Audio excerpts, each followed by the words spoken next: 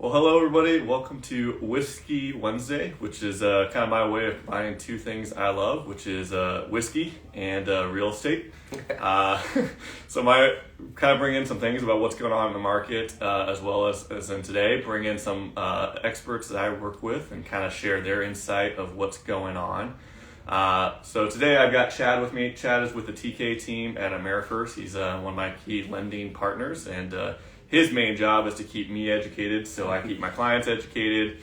So what I wanted to do is come in today and talk about interest rates. It's a key thing that's going on right now. But first, the key thing is the whiskey we've got today. So what did you bring us today, Chad? All right, so I got Smoke Wagon, which if you guys can't see, this is a really good bourbon, not just whiskey, that is from, it's actually distilled in Nevada, so it's not local to Arizona, but kind of closer to us than Tennessee and all those places.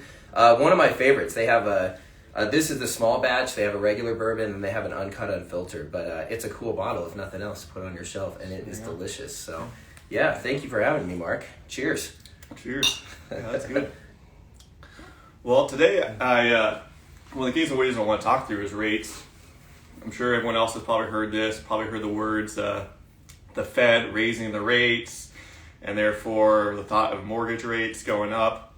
I know I've seen plenty on Facebook, and all reliable that Facebook is, that this means mortgage rates are going up, and I kid you not, I've seen people posting saying rates are going up to 10%, 16%, which obviously sounds like a very scary number, especially for the last year. We've had, rates under 3%. Yep, and appreciation through the roof, which the combination of that's a little scary. And that has been a key thing, is that even though houses have been appreciating, large numbers right now, the interest rates have kept them relatively affordable. So what I want to talk through a little bit is so we can understand, what does it mean when we hear the Fed is raising the rates? Because that's what we hear all the time. Right. Yeah, and a lot of people get confused by that. Maybe not confused, but they think, okay, the Feds are raising the rate, that's why mortgage rates are going up, right? The Fed is raising my mortgage. Right, that's what they believe. Well, in all reality, what the Feds control is the Fed fund rate, which is actually short-term lending. So that would be your credit cards, your auto loans, it would be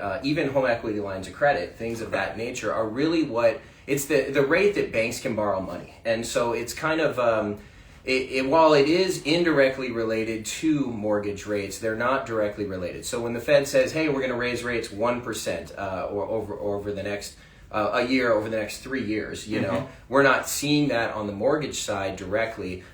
You will see that in that shorter term lending. So things like my credit card, or I'm going to go buy a new car tomorrow. I'm not, don't worry. Yeah. But I'm going to go buy a new car tomorrow. That's where I would see more direct relation for the Fed raising that rate is the rate I'm going to get of the new car. So that helps solidify I'm not buying a new car. Yeah. With that. Cars are already just like houses going through the roof. So. It's funny. My wife has a service appointment tomorrow, and I just got an email saying, hey, while you're in, we'll buy your car cash. Ooh, Like, can you fix my car first? Probably more than you paid for it, Why not? So probably. Yep. So that would be that's good to know that when we hear the Fed raising the rates, it does not mean they're raising the mortgage rate, because especially when they hear they're going to raise it 3-4 times that, raise it 1%. Up to 7. I've heard some people say this year, but smaller increases. So. Yeah. But you did talk about too, it does have an indirect effect. You want to kind of touch on that a little bit? Yeah, so, basically what causes mortgage rates to go up and down are mortgages are sold into mortgage-backed security bonds. So they're big groups of mortgages all put together into something I can invest, an investment vehicle.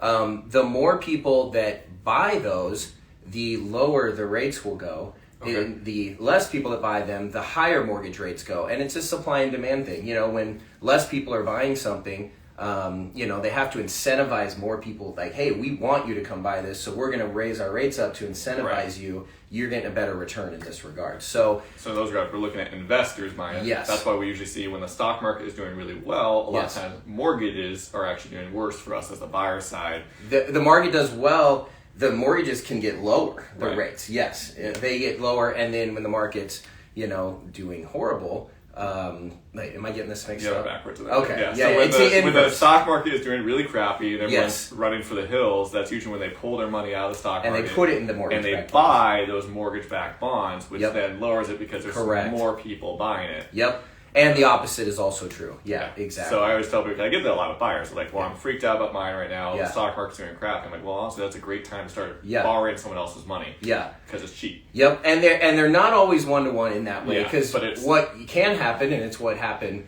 recently here, well, the stock market started diving and rates are going up. Well, that's a problem because that doesn't fit our Right. narrative. But that means, what does that mean? Everyone's taking their money and putting it in cash. Right. They're like, Everyone's I don't want to like be that. there. I don't want to be Yep. here. I'm going to put And my we saw money under that my mattress. when COVID happened, right? Yes. We saw that is instead of it going one to the other, they were just putting it in their mattress. And then, correct me if I'm wrong, the Fed jumped in and said, Yes. hey, we'll start buying these Yes. in order to help us spend money. Yeah, and that was called quantitative easing, and the Fed jumped in and said, hey, we're going to take and we're going to buy these bonds, and we're going to artificially make the rates lower to stimulate our economy. Well, the Fed has now come out and said, hey, inflation's a thing, and things are getting out of hand. Also, we're seeing the economy get better, so we're going to ease back on that. We're going to taper off our buying, which we're going to see, and what we are seeing is that's going to cause rates to go up. There's just no way around it. So, yeah. That makes sense. Yeah. With that.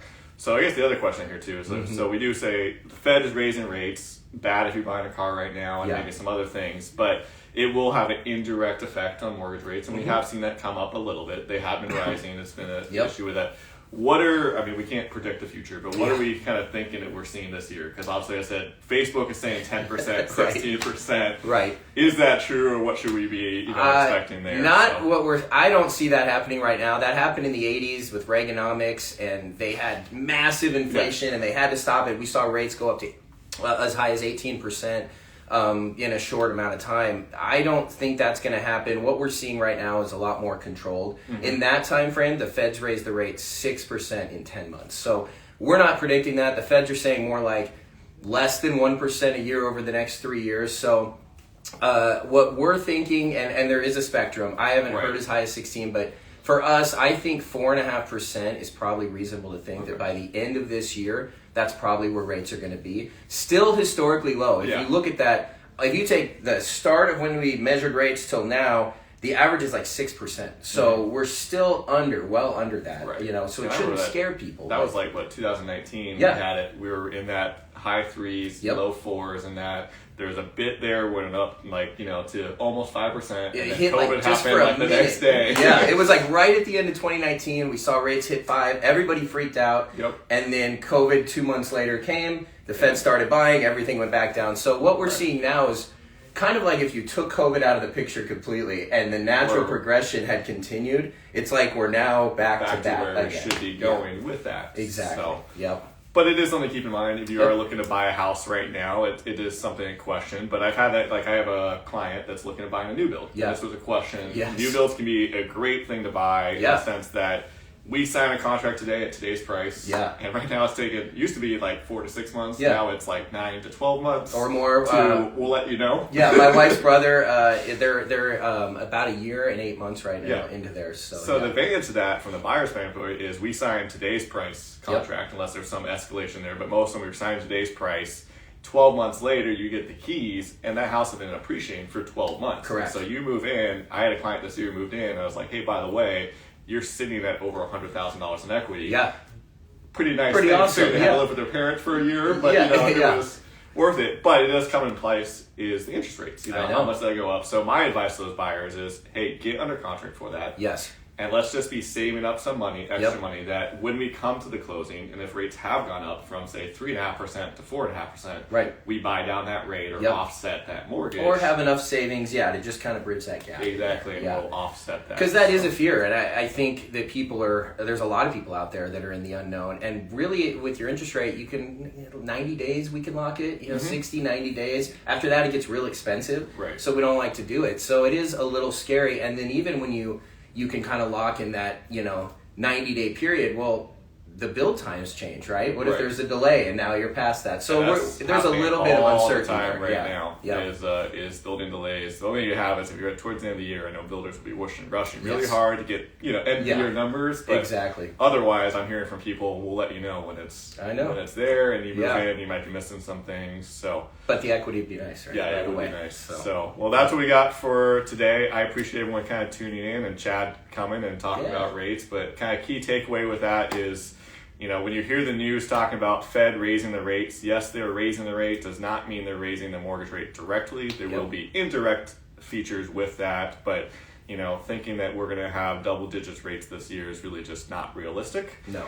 So a lot of that is just fear tactics, fear headlines. That obviously a double digit interest rate sounds a much better headline than it's super scary. 4.5%. Right, when affordability is already in question. Yeah. Right. So, yep. As that goes. So, but if you got any questions of that, let me know.